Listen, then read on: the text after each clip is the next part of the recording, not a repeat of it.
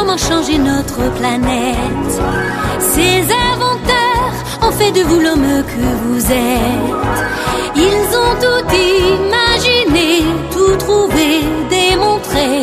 La lune qui gravite et la pomme qui tombe déconfite. Ils ont cherché à mesurer le temps qui donne l'heure. Ils ont voulu nous offrir tous les gages du bonheur. Une lumière exemplaire qui éclaire, qui prospère et ouvre le chemin aux rêves des humains. Ils ont trouvé des leviers pour soulever le monde. Et grâce à eux, la terre a voulu jouer à la ronde. Tourner, tourner, toutes les roues de la locomotion. Et des automobiles qui se suivent en fil et défilent, puis vite filent les découvreurs. Chevauchent déjà d'autres chimères. Pour que progresse dans la sagesse notre vieille terre. Les découvreurs. Les découvreurs.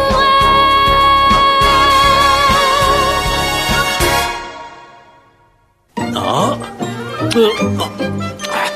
Mais qu'est-ce que ça? Vous avez perdu quelque chose, maestro? Eh oui. Non, attendez. Oh, mais que...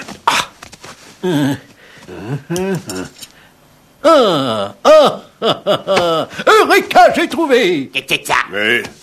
Eureka, mon gnomon. Eureka, gnome, ça veut rien dire ça. Mais si Eureka, ça veut dire j'ai trouvé.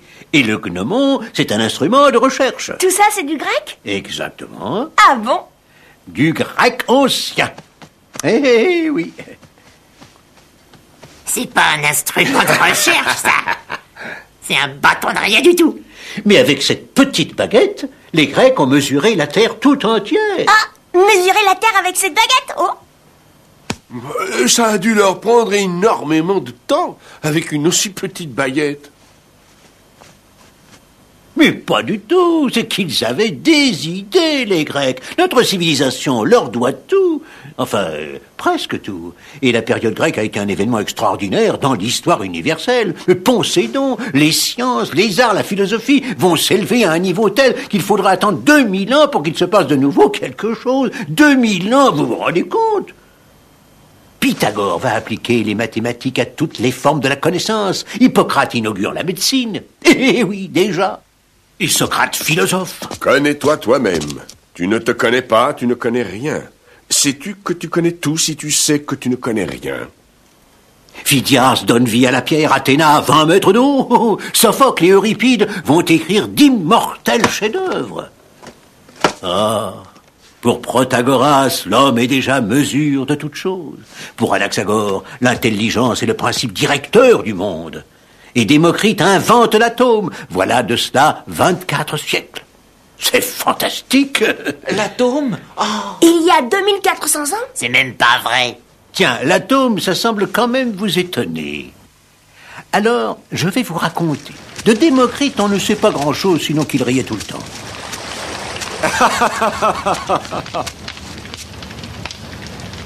Mais non, Métros. Le monde n'est pas fait de 4 éléments. Pourtant, il y a le feu, l'eau, l'air et la terre.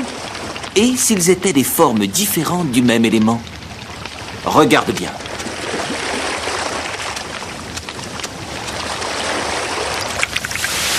Tu vois, sous l'effet de la chaleur, l'eau s'évapore. Elle s'est transformée en quoi? En air.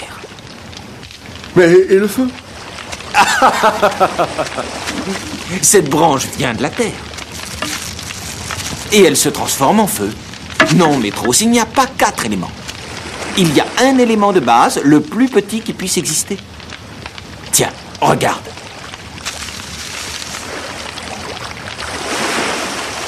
Même ce grain de sable n'est pas ce qu'il y a de plus petit, car on peut le casser. En fait, ce qu'il y a de plus petit, c'est un atome. Si petit qu'on ne peut même pas le voir. Alors je vais le casser pour faire un atome. Et c'est toujours...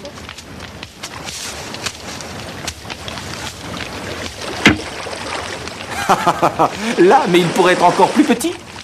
Encore plus petit, tu crois?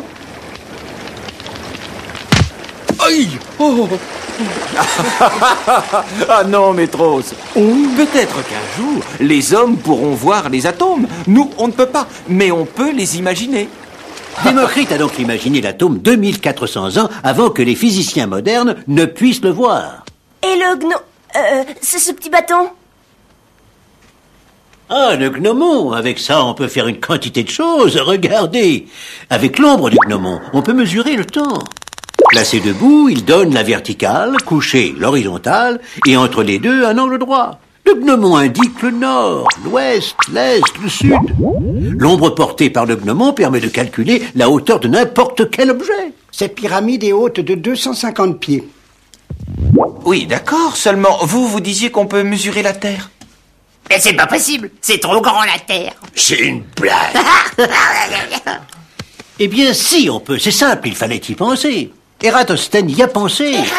Ératosthène, à peu près 250 ans avant notre ère. C'est un 21 juin à Syène, en Égypte. Aujourd'hui, à midi, le soleil va passer exactement au-dessus de nos têtes. Il va éclairer le fond du puits. Oh! Donc le gnomon n'aura plus d'ombre.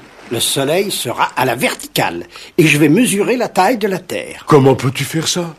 Tu verras. Regarde, l'ombre du gnomon diminue. Le soleil est pile au-dessus de nos têtes. Regarde. Regarde.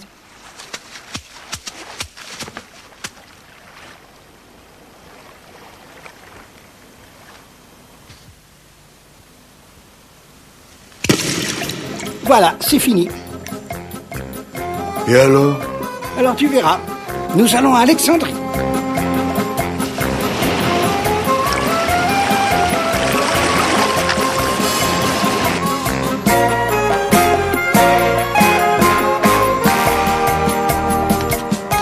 Salut, Ératosthène. Salut, salut. J'ai fait ce que tu m'as demandé. Voilà, au jour indiqué, à midi, l'ombre du gnomon s'arrêtait exactement ici. Tu vois, à Syène, il n'y avait pas d'ombre. Donc, le soleil était à la verticale. Ici, à Alexandrie, le gnomon projetait cette ombre. Nous connaissons la distance entre Syène et Alexandrie. En prolongeant le cercle, on peut donc calculer la circonférence de la Terre. Donc, la circonférence est de 252 000 stades. T'en es sûr? Oui, absolument sûr. Vous vous rendez compte, les enfants? Quelle science, quelle précision, quelle intuition, 252 000 stades. N'importe quoi. Et c'est quoi un stade? C'est la longueur de la piste de course des Jeux Olympiques. 252 000 stades, ça fait exactement 39 690 kilomètres. À 300 kilomètres près, le compte y est. Avec un gnomon. Un petit bâton de rien du tout. Syracuse, en Sicile, était occupée par les Grecs depuis des lustres. Au IIIe siècle avant notre ère, c'était déjà une ville puissante et riche, peuplée par un demi-million d'habitants.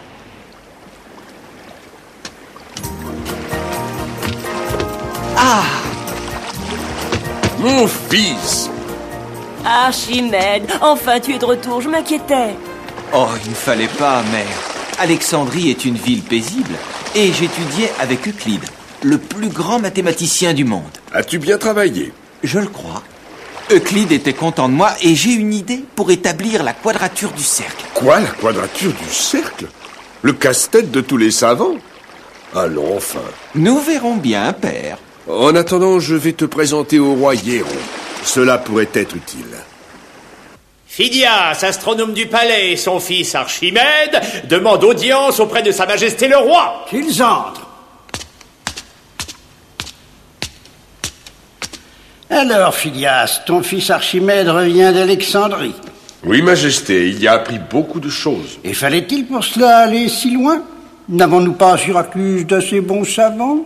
Certes, Majesté, mais le plus grand de tous, Euclide, enseigne à Alexandrie. Eh bien, Archimède, tu vas pouvoir faire preuve de ton savoir. Approche. Mon orfèvre a fabriqué pour moi cette couronne tout en or à ce qu'il dit. Je le soupçonne de fourberie. N'aurait-il pas introduit à l'intérieur un métal moins noble et moins coûteux? D'après toi, dis-moi, peut-on le savoir sans pour ce faire détruire la couronne? Je t'écoute, Archimède. Non, c'est pas possible, Majesté. Il faudrait casser la couronne. Ce serait dommage, un si bel objet. Tais-toi, je ne t'ai pas demandé ton avis, Davatos. Je me demande d'ailleurs si tu n'es pas de mèche avec l'autre. Alors, Archimède, vas-tu me démontrer ton savoir? Je vais essayer, Majesté. J'ai besoin d'un peu de temps. Un jour te suffit-il ou t'en faut-il 2? Un jour ou 2 devrait suffire, Majesté.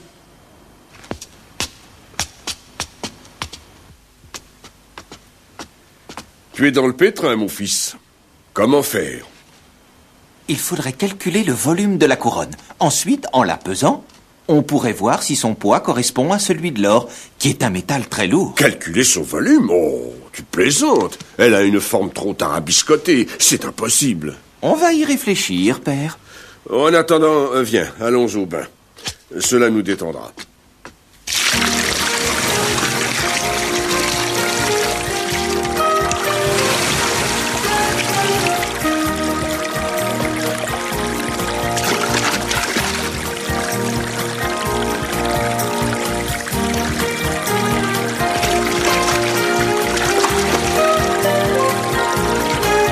Mais que fais-tu donc, Archimède? Eureka, j'ai trouvé! Eureka! Eureka!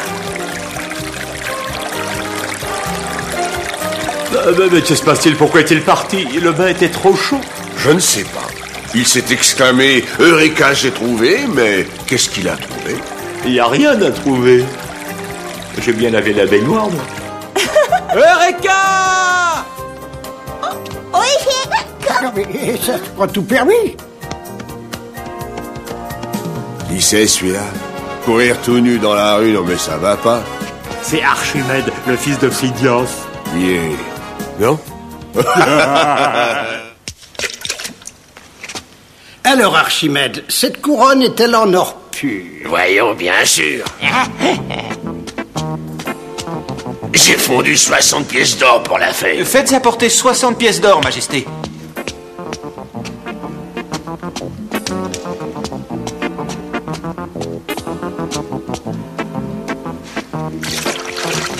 Attention! Mes sandales, je vais m'enrhumer. Je pèse la couronne, moins le poids de son volume d'eau, qui a débordé, ici. Amenez-moi les pièces d'or. 1, 2, 3, 4, 54. Le poids de 54 pièces d'or est le même que celui de la couronne, mais le niveau d'eau n'est pas remonté jusqu'en haut. Ce qui veut dire que les pièces d'or occupent moins de volume que la couronne. La couronne n'est donc pas faite qu'avec